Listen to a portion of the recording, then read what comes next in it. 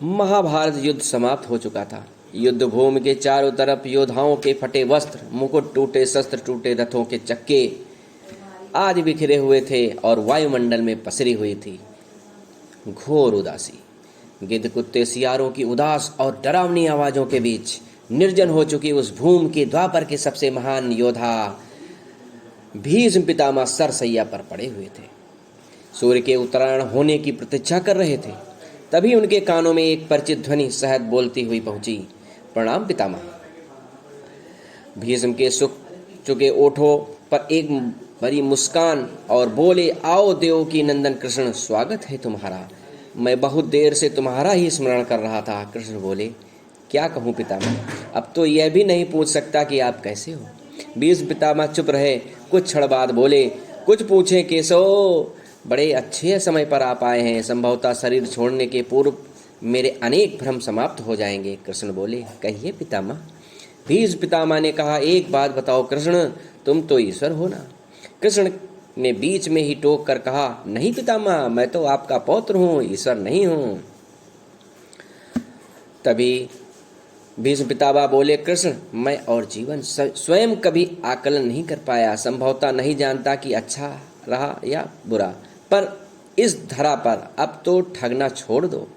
कृष्ण भीम पितामह से थोड़ा सा बोले और उन्होंने कहा, कहिए पितामह, क्या पूछना चाहते हैं। भीष्म पितामह बोले, एक बात बताओ कन्हैया, इस युद्ध में जो हुआ वो ठीक हुआ था क्या। कृष्ण ने कहा, किसकी ओर से, पांडवों की ओर से या कौरवों की ओर से। भीष्म पितामह ने कहा, कौरवों के कृत्यों पर चर्चा अब तो कोई अर्थ ही नहीं कन्हैया, पर क्या पांडवों की ओर से हुआ वो सही था। आचार्य द्रोण का वध, दुर्योधन की जगह के नीचे प्रहार, दुशासन की छाती पर चीरा जाना, जयद्रथ के साथ हुआ छल, निहत्थे के कर्ण का वध, सब ठीक था क्या।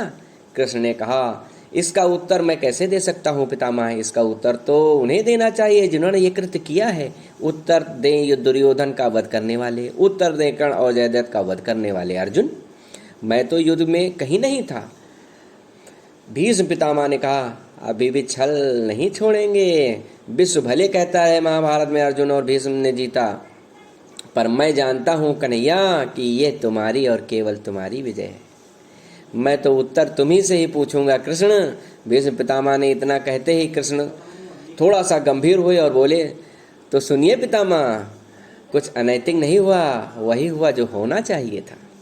भीष्म पितामह ने कहा, यह तुम कह रहे हो कृष्ण, मर्यादा पुरुषोत्तम राम का अवतार कृष्ण कह रहे हो। ये छल तो किसी युग के हमारे सनातन संस्कारों का अंग ही नहीं रहा है, फिर यह उचित कैसे हुआ। कृष्ण ने कहा, पितामह, इतिहास से शिक्षा लीजिए, पर निर्णय वर्तमान की परिस्थितियों के आधार पर लेना पड़ता है।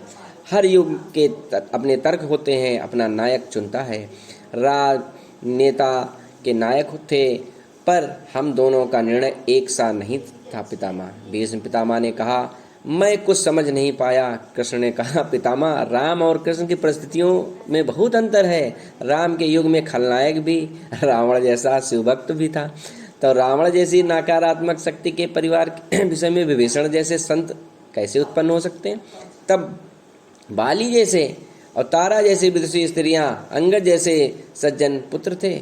उस युग के खलनायक भी धर्म का ज्ञान रखते थे, इसलिए राम ने उनके साथ क्या किया। किंतु मेरे युग में जरासंध, दुर्योधन, दुशासन, शकुनी, जयद्रथ जैसे घोर पापी आए हैं। उनकी समाप्ति के लिए हर छल पाप का अंत आवश्यक है पितामह, वह चाहे जिस विधि से हो।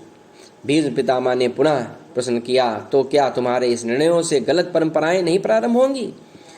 क्या भविष्य तुम्हारे इन छलों का अनुसरण नहीं करेगा, और यदि करेगा तो यह क्या उचित होगा। कृष्ण ने कहा, भविष्य में तो अधिक नकारात्मक आने वाला है पितामह। कलयुग में तो इतने भी से भी अधिक नकारात्मक लोग आएंगे जिससे धर्म समाप्त हो जाएगा। जब क्रूर और अनैतिक शक्तियां सत्य और धर्म का समूल नाश करने के लिए आक्रमण कर रही होंगी, तो अनैतिक अर्थहीन हो जाएगी पितामह। तब महत्वपूर्ण होता है विजय, केवल विजय, केवल विजय।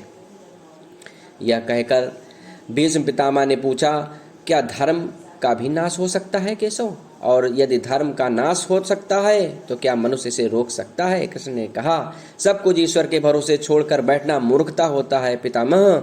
ईश्वर स्वयं कुछ नहीं करता, केवल मार्गदर्शन करता है।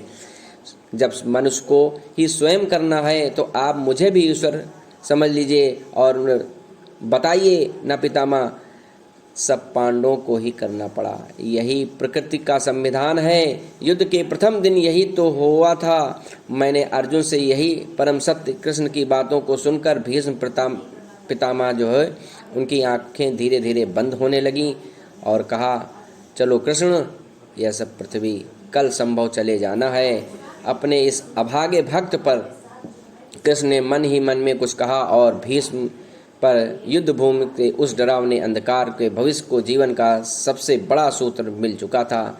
जब अनैतिक और क्रूर सत्य और धर्म का विनाश करने के लिए आक्रमण कर रहे हों तो जो नैतिकता का पाठ आत्मघाती है। ईश्वर कुछ भी नहीं करते, ईश्वर सिर्फ राह दिखाते हैं। सब कुछ हमें ही करना पड़ता है और ईश्वर के भरोसे हाथ पर हाथ रख कर बैठना मूर्खता होता है।